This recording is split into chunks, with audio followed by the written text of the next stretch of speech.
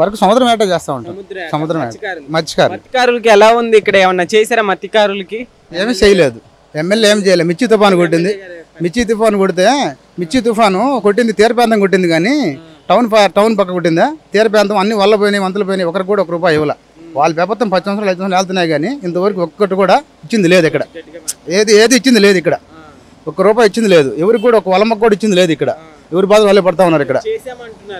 ఏం చేశారు? ఏం చేయలే. నేను మాట్లాడతాను అమ్మా, నన్ను ఏది చేయలే. ఒకటి చేయలే ఇక్కడ వచ్చి. మిగతా ఎలా ఉన్నాయన్న? అంటే సంక్షేమ పథకాలు ఇవన్నీ అందుతున్నాయా? విద్యా, వైద్యం ఏం చేశారు? ఒకటి చేయలే.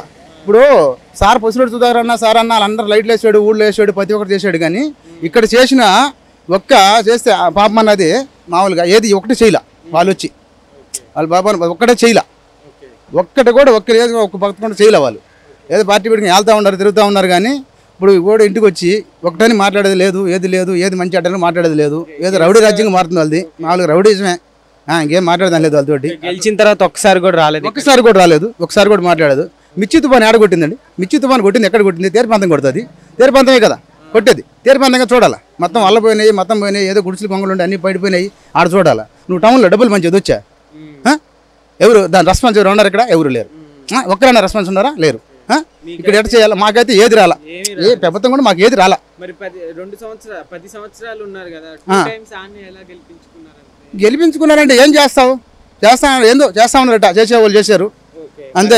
ఈసారి ఇక్కడ ఎవరు రావాలనుకున్నారు? ఈ నియోజకవర్గానికి ఎవరు వస్తే మంచి? మా తీర ప్రాంతంలో పొసిరెడ్డి సుధాకర్ రావాలని చెప్పి మేము అనుకుంటున్నాం. పొసిరెడ్డి సుధాకర్ అంటే మా తీర ప్రాంతంలో మాకు అంత పనులు చేస్తాడు కాబట్టి, ఏ పని కూడా చేస్తున్నాడు. ఎవరికి బాగులేకపోయినా ఏదైనా కానీ ఆయనది ₹1 అంత ఆయన వేసుకొని, మాది ₹1 అంత పెట్టుకొని ఏదైనా సరే హాస్పిటల్కి వెళ్ళి ఏదైనా కానీ ఆయన చేస్తున్నాడు. ఆయన పని బాగున్నది.